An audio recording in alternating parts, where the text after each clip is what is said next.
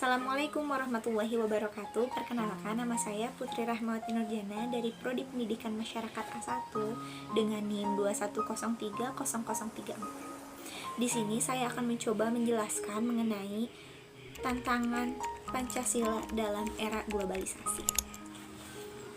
Globalisasi berasal dari kata global yang artinya meliputi seluruh dunia atau keseluruhan. Menurut Kamus Besar Bahasa Indonesia atau sering disebut dengan KBBI, globalisasi adalah proses masuknya ke ruang lingkup dunia. Globalisasi menurut para ahli, diantaranya menurut Ahmad Suparman, globalisasi adalah sebuah proses menjadikan suatu benda atau perilaku sebagai ciri dan setiap individu di dunia ini tanpa batas wilayah. Sedangkan globalisasi menurut Selo Sumarjan adalah terbentuknya sebuah komunikasi dan organisasi di antara masyarakat satu dengan yang lainnya yang berbeda di seluruh dunia, yang memiliki tujuan untuk mengikuti kaidah-kaidah yang baru yang sama. Maka dari itu dapat disimpulkan bahwa globalisasi adalah fase perubahan secara global atau menyeluruh yang dialami oleh masyarakat dunia akibat adanya integrasi sosial, ilmu pengetahuan, teknologi, ekonomi, dan politik dari hasil kerjasama antar negara dunia. Mengutip buku ilmu pengetahuan sosial untuk SD atau MI kelas 4 karya Arif Julianto dan kawan-kawan, terdapat beberapa tanda terjadinya globalisasi. Di antaranya, 1. Batas antar negara semakin menipis. Di dunia, terdapat lebih dari 200 negara. Di tiap-tiap negara memiliki wilayah dan batasan tertentu. Dikarenakan pengaruh globalisasi, batas wilayah antar negara bukan lagi menjadi masalah. Pada zaman sekarang, informasi dari dalam maupun luar negeri sangatlah mudah kita dapatkan dengan bantuan gawai atau juga handphone. Dan penyebab hilangnya batasan-batasan tersebut dikarenakan perkembangan teknologi dan komunikasi yang pesat. 2. Kegiatan perdagangan semakin meluas. Kegiatan ekonomi dan perdagangan di dunia menjadi semakin terbuka, melintasi batasan-batasan wilayah sebuah negara. Dan ternyata bukan hanya itu, kegiatan ekonomi sekarang pun menyangkut masalah perpindahan tenaga kerja. Pada era globalisasi seperti sekarang, tenaga kerja dapat memilih bekerja dimanapun sesuai dengan kemampuan dan keinginan yang dia punya. 3. Informasi mudah menyebar. Proses globalisasi memungkinkan penyebaran informasi menjadi lebih mudah dan sangat cepat. Bahkan, peristiwa sekecil apapun bisa didapatkan semua orang di mana saja dan kapan saja. Dan seperti yang tadi telah saya katakan, informasi dari dalam maupun luar negeri sangatlah mudah kita dapatkan.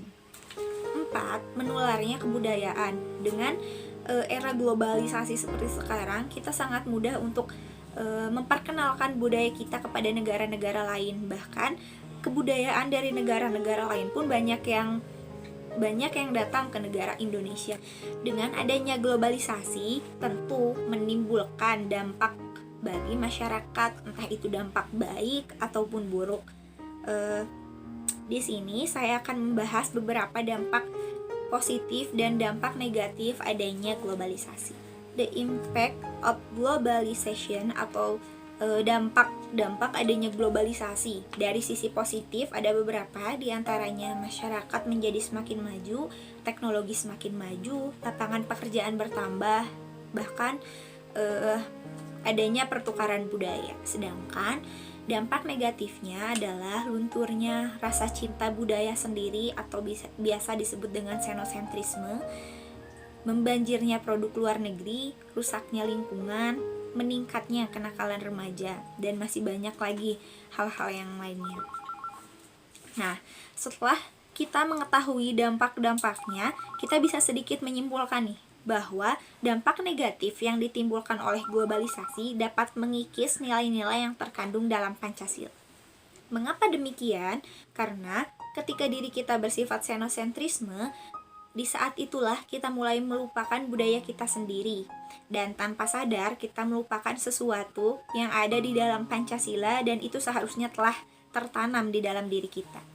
Contoh lain mengenai globalisasi yang sangat berkaitan dengan Pancasila adalah timbulnya berbagai ideologi. Di antaranya adalah radikalisme, liberalisme, marxisme, dan masih banyak lagi ideologi yang lainnya Ideologi-ideologi tersebut dapat mengurangi intensitas penerapan pendidikan ideologi Pancasila bagi anak bangsa Indonesia dan juga mengurangi daya tarik anak Indonesia untuk mengenali Pancasila. Kita masuk ke implementasi Pancasila di era globalisasi. Implementasi apa sih yang harus kita lakukan untuk Pancasila di zaman globalisasi seperti sekarang? Yang bisa kita lakukan adalah salah satunya dengan cara memanfaatkan kemajuan teknologi informasi yang ada. Dengan kecepatan teknologi yang ada sekarang, kita bisa mengenalkan berbagai budaya yang ada di Indonesia kepada negara-negara lain. Selanjutnya, kita juga bisa menanamkan keyakinan nasionalisme, menanamkan rasa nasionalisme atas dasar negara Pancasila yang sebagai benteng dalam menghadapi tantangan pada era globalisasi yang semakin berkembang seperti saat ini. Ketiga, menyaring dampak dari globalisasi juga mampu membawa perubahan pada tatanan dunia, khususnya bagi masyarakat Indonesia. Globalisasi mengancam eksistensi kepribadian bangsa Indonesia. Mau tidak mau, suka tidak suka, Indonesia berada di pusaran arus globalisasi dunia. Harus diingatkan bahwa bangsa dan negara Indonesia tidak seharusnya kehilangan jati diri mereka karena hidup di antara pergaulan dunia. Seharusnya Indonesia bisa maju dengan memanfaatkan adanya globalisasi tersebut. Cukup sekian yang bisa saya sampaikan. Apabila masih banyak kekurangan mohon dimaafkan. Terima kasih. Wassalamualaikum warahmatullahi wabarakatuh.